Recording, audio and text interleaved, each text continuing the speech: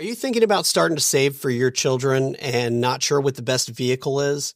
I know a lot of people talk about trusts in order to save for children, but it's not always the best solution. Hi, my name is Zach Morris with Paces Ferry Wealth Advisors, and today I want to talk to you about a number of different vehicles that we typically recommend and the pros and cons of each, and make sure that you stay in tune till the last vehicle that I'm going to discuss, because it's not one that a lot of people think about, but it's also the easiest to administer and sometimes makes the most sense. So why is a trust not always the best solution? The problem with a trust is that it can be very restrictive. You're giving that money away. It can cost a lot to administer. So what I want to talk to you about is a couple different options that are not trusts, but can also accomplish very similar goals. The first is a 529 plan. A 529 plan is a way that you could put money in after tax. The money grows tax-free and it comes out tax-free for qualified educational expenses. So this can be, room and board, tuition and fees, computers, software, hardware, internet access, and even student loan debt.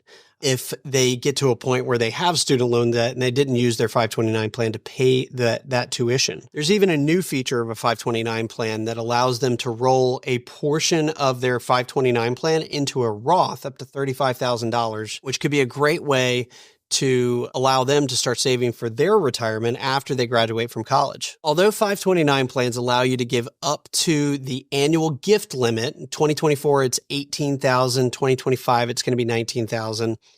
We don't always recommend that a new parent put the maximum amount of their annual gift into a 529 plan. The reason why is that there's a lot of other things that they need to be saving for their retirement, for instance.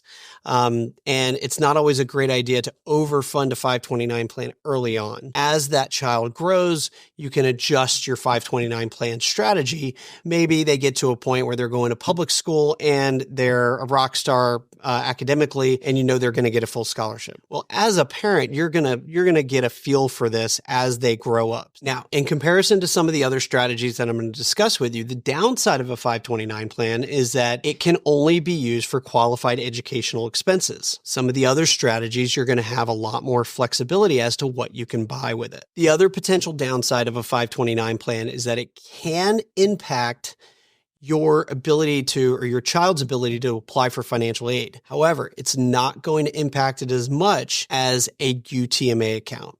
And that's the next thing that I want to discuss with you. A UTMA account is a Uniform Transfer to Minors account. This allows you to put money into account for the benefit of the child. Now, technically, it's the child's money once you put the money in there.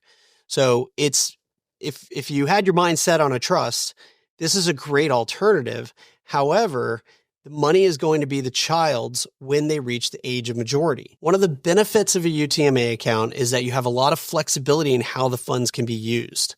So if you want to save money for your child so that they can buy a car one day, a UTMA account is a great option.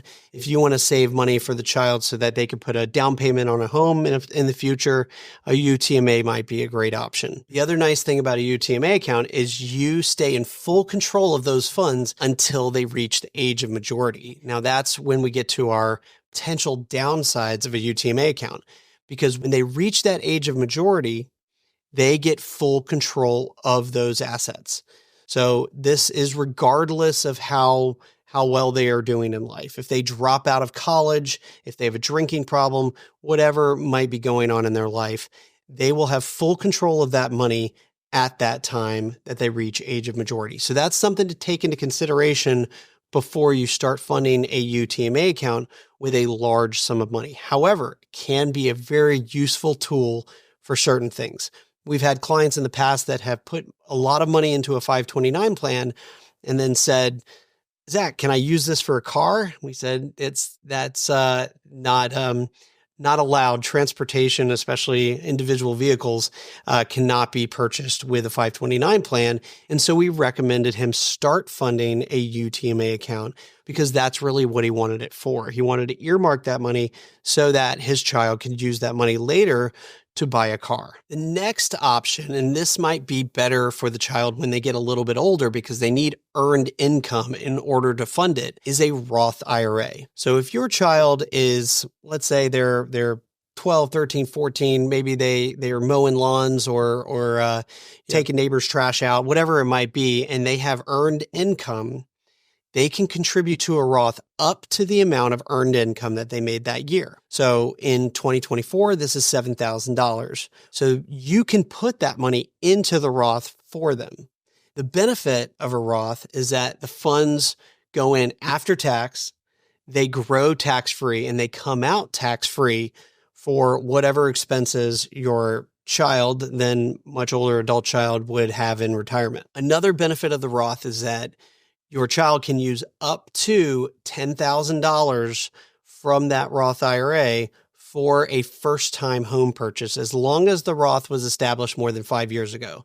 So that's one of the reasons why it's beneficial to start a Roth IRA for them early on. Now, depending on what you need this vehicle for, one of the downsides of the Roth is that it's not really designed for educational expenses. So that's not a reason to do it. But if your child has any type of earned income, this is a great way that you can gift them money.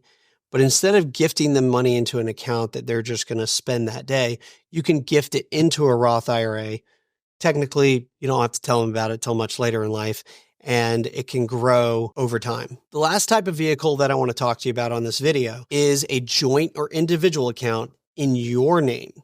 So you could have a joint account with you and your spouse, or you could have an individual account, and you could save money in there just as if you're saving in any of these other accounts.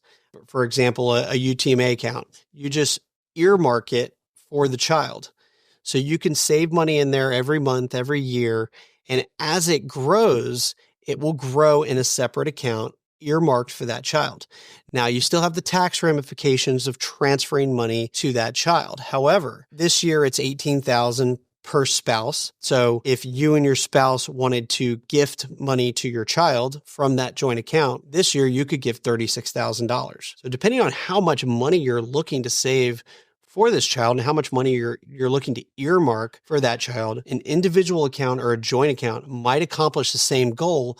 And also, you're not giving that money away. So if you're a new parent, it's probably a good idea to hang on to a good amount of your money today rather than to fund a future account for the needs of your child, because there could be things that come up today. Maybe they have a educational need or they have a health need or whatever it might be that comes up prior to them even going to college.